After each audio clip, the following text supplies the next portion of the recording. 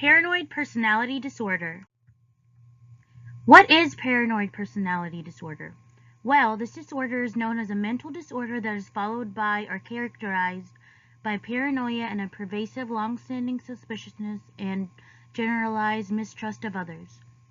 The development of this disorder is related to emotional difficulties, including social issues. Paranoid personality disorder made its first appearance in the year of 1980. Between the years of 2001 and 2002, research shows that a national epidemiologic survey on alcohol and other conditions was done to show that about 30.8 billion American adults would meet the criteria of at least one person with this disorder. Now, after research, studies show that women are more likely to develop this disorder than men are. Paranoid personality disorder can also be associated from family history from other family members that develop this mental disorder but is not faced in the clinical setting.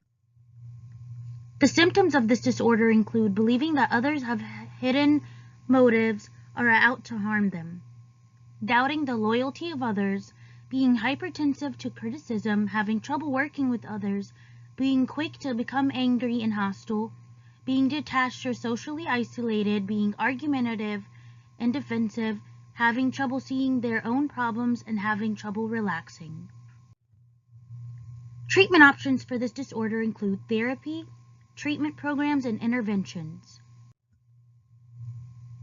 Metacognition-oriented therapy is the first treatment option, which this is a type of therapy that is used on people with personality disorders to help with difficult challenges and thoughts that are experienced in their head.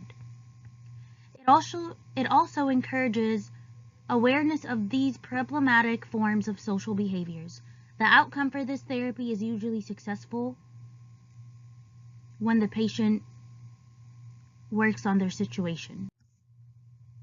The next treatment would be the evening treatment program, which patients will attend this program for about 18 weeks, reflecting two main approaches, which are the psychotherapeutic insight-oriented group and the rehabilitative sociotherapy groups. The patient must attend at least 5 evenings per week with the correct amount of hours in order to come out successfully. About 154 patients were a part of this program with successful outcomes. The cognitive intervention is the last type of treatment that I was researching, and it is made for the patients to transform their cognitive changes into behaviors. Now, this is a behavior-focused like treatment which helps the patient during sessions that are attended while being treated. The outcome of this treatment is also usually very successful, and the patients start to have less thoughts about negative things.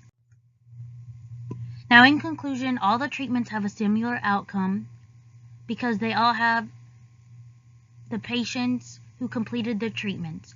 Although patients with a paranoid personality disorder have a difficult time getting treated, they eventually end up going through the right path. My favorite was the evening treatment program because it seems to have a very successful outcome rate, which is with 154 patients that came out successful through the process.